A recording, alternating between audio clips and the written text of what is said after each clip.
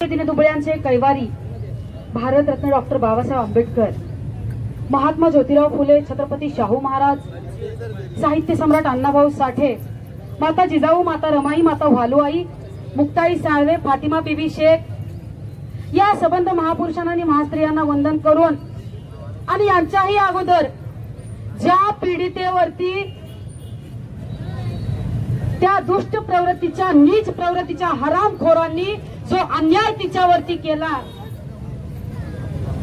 सुनीता कुडकेवरती जो अन्याय त्यांनी केला, त्या सुनीता ताईला प्रथमतः मी नतमस्तक होते. तिच्या आत्म्यास शांती लाभावी यासाठी तिला श्रद्धांजली वाहते. सुनीता ताई, तुला सांगायचंय, तू जरी मुकबधीर असलीस, तुझा हात जरी हालत नसला आणि तुझ्या तोंडावाटे जरी लाळ पडत असली, अशा तुझ्या दयनीय अवस्थेमध्ये त्या दुष्ट प्रवृत्तीच्या, नीच प्रवृत्तीच्या टाकून दिलेल्या माणसानं तुझ्यावरती लैंगिक अत्याचार केला आणि एवढंच न करता तुला दगडाने ठेचून तुझा जीव मारला. अशा हलकट प्रवृत्तीच्या माणसाला ताई, तू जरी मुकबधीर असलीस तरी तुझा आवाज आज या बिलोली तालुक्यामध्ये, नांदेड जिल्ह्यामध्ये, सबंध महाराष्ट्रातून, इथे महाराष्ट्रातल्या कानाकोपऱ्यातून जमा झालेली बिलोली तालुक्यातली वाघ आणि वाघिणी तुझा आवाज बनवून आज आम्ही इथं तुझ्यासाठी उभे आहेत.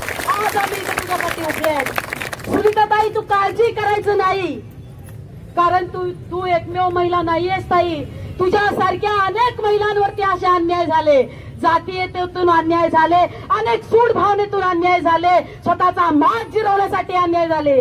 ताई, तुला सांगावंसं वाटतंय, या महाराष्ट्र संतांची, वीरांची आणि महापुरुषांची भूमी म्हणून ओळखला जातो, गणला जातो.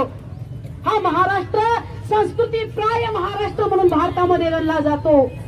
हा महाराष्ट्र सर्व सांस्कृतिक असेल, संस्काराच्या बाबतीत असेल, भाऊ म्हणजे भाऊ, बहीण म्हणजे बहीण, माय म्हणजे माय आणि बाप म्हणजे बाप, हे नाते जपणारा हा महाराष्ट्र गणला जातो. मग तरीही महिलांवरती असे अन्याय का होतात, हा प्रश्न आम्हा महिलांना भेडसावतोय.